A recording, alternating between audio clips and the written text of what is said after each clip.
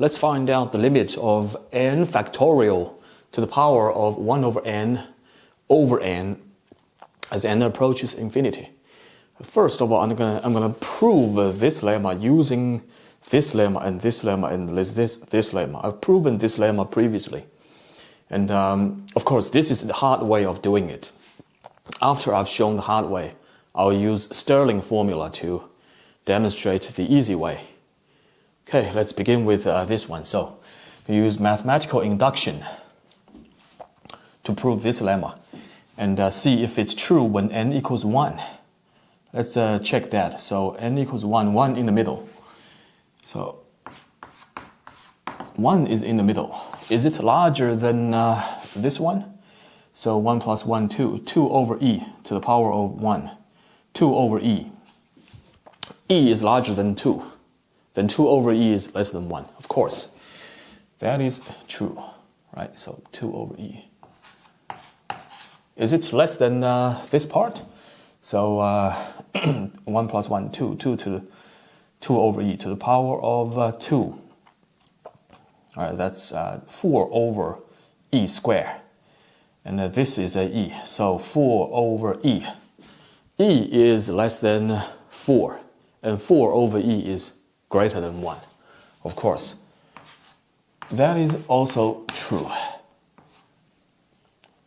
So our proposition is really true when n equals 1. Now let's assume that it is true for n. And we want to show that it is also true for n plus 1.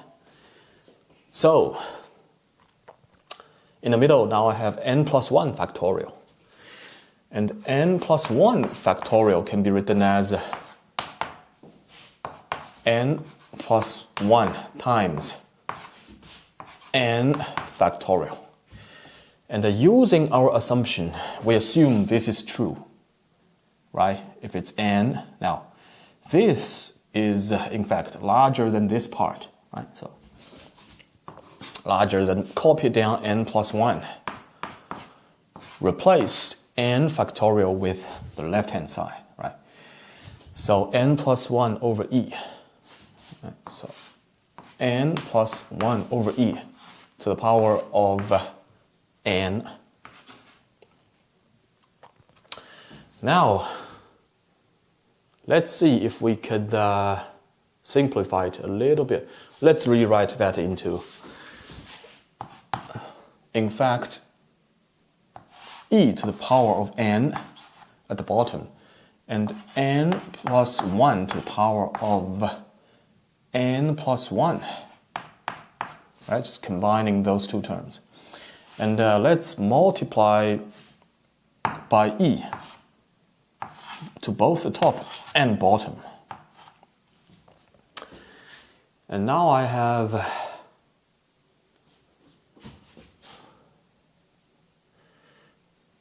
e to the power of n plus 1 at the bottom, and get rid of this e, right? It's just 1 here. And I want to loosen the inequality by replacing e with this part. Right? This is a lemma I proved previously. So here I'm just going to replace n with n plus 1. Right? It's okay, as long as n is a positive integer. So n plus 1 is also a positive integer. Of course, it's true.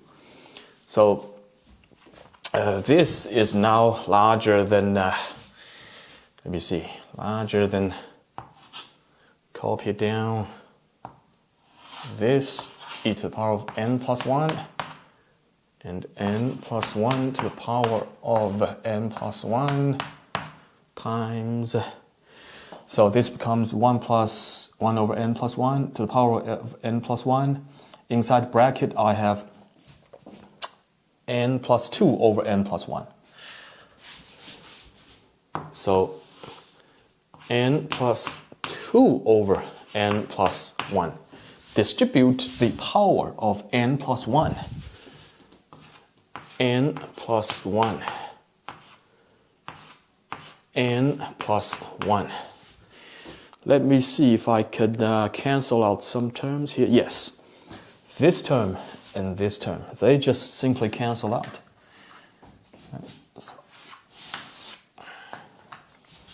And I'm left with just this. E to the power of n plus 1 at the bottom, and n plus 2 to the power of n plus 1 at the top. Is this the case when it's n plus 1? So I want to show that in the middle is n plus 1 factorial. On the left-hand side, I want to show when it's n plus 2 to the power of n plus 1. Is it the case?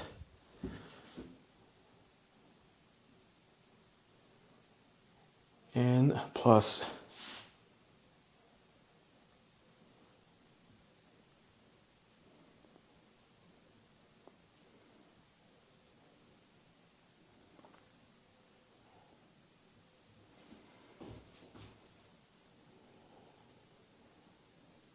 yes. This is really just combine the power. Right, we have exactly the same power, n plus 1. So this is indeed when it's n plus 1, right? So n plus 2 to the power of n plus 1. Really true. And I'm done with the left-hand side. Now let's do the right-hand side when it's n plus 1. So again, in the middle I have now n plus 1 factorial.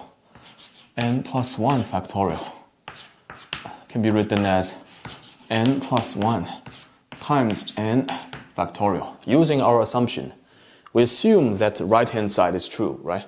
N factorial is less than this part. So replace n factorial, copy down n plus 1.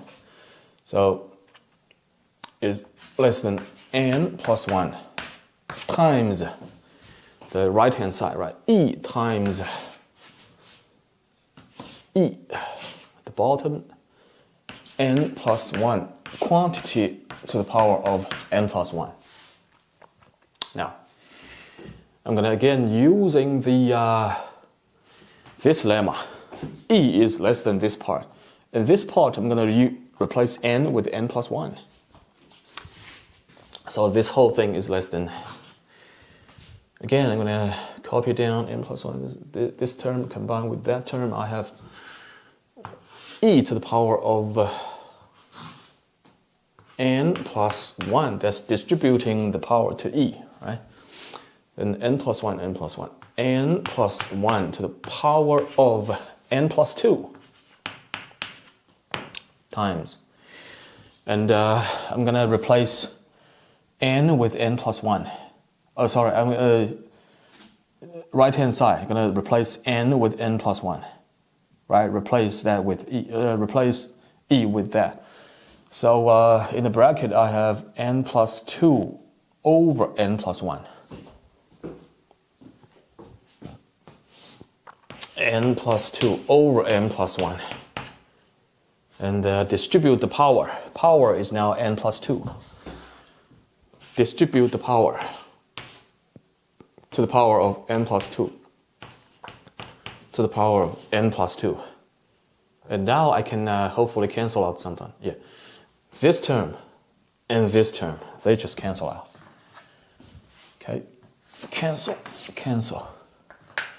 And now I'm left with this. Of course, I'm going to multiply by e, both the top and bottom. And now at the bottom I have e to the power n plus 1 times e. Get rid of this, combine them together, right? And this power becomes n plus 2. Now I simply have this term times that times this. This is easily e times, I have the same power, right? Just combine top and bottom times n plus 2 over e, all together to the power of n plus 2. So is it the case when it's n plus 1? In here, n plus 1 factorial, is it less than, so here I have n plus 2 to the power of n plus 2. I have e, right? N plus 2 over e, all together to the power of n plus 2. So it's really true when it's n plus 1. So by mathematical induction, we've proven this lemma. It's true, really true. Now I'm gonna get rid of clear up the board. Okay, I've just proven this lemma, and let's now take the raised to the power of 1 over n. See what happens. Now n factorial to the power of 1 over n is now larger than n plus 1 over e, less than. So here I have distribute power, right? At the bottom I have e to the power n plus 1. And simplify with this e. I have e to the power of n at the bottom. And on the top I have n plus 1 to the power of n plus 1. And this splits up the power. Then I have e at the bottom. Top I have n plus 1 to the power of n times n plus 1. Then I have n plus 1 times n plus 1 to the power of 1 over n. And if I divide by n, I have n factorial to the power of 1 over n is less than n plus 1 over n times 1 over e times n plus 1 to the power of 1 over n. That is larger than n plus 1 over n times 1 over e. And this quantity obviously approaches 1. And this quantity obviously approaches 1. And this quantity easily approaches 1 because n plus 1 to the power of 1 over n is less than or equal to, replace 1 with n, that's 2n. That's 2 to the power of 1 over n times n to the power of 1 over n. That is larger than, get rid of the 1. So n to the power of 1 over n. And this quantity obviously approaches 1. And this quantity obviously approaches 1. This quantity obviously approaches 1. So squeeze theorem, right? This quantity obviously approaches 1. Right? Now, again, this side approaches 1 over e. That side, same thing. So again, really our limit is 1 over e. Now I'm going to use Stirling formula. Stirling.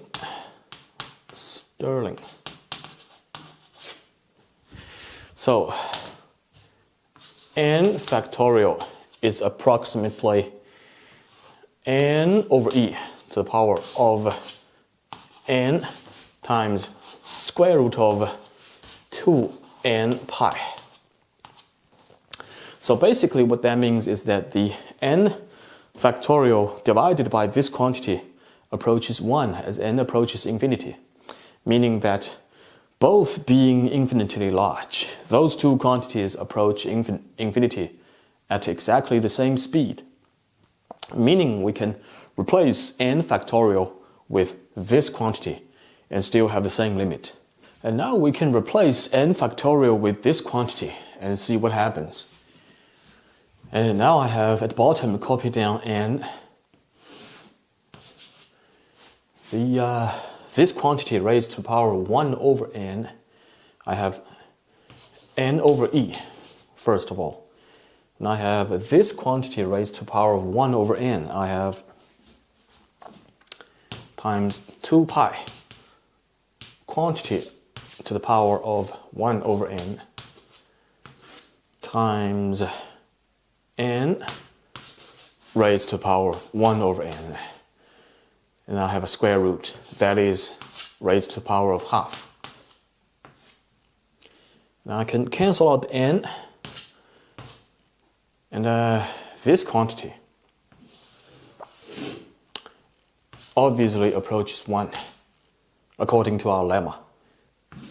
So is this quantity. And 1 times 1 raised to the power of half, still 1.